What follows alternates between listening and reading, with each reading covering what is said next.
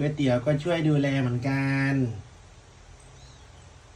ก๋วยเตี๋ยวก็ช่วยดูแลเหมือนกันนี่นะก๋วยเตี๋ยวก็ช่วยดูแลเด็กๆเหมือนกันอืม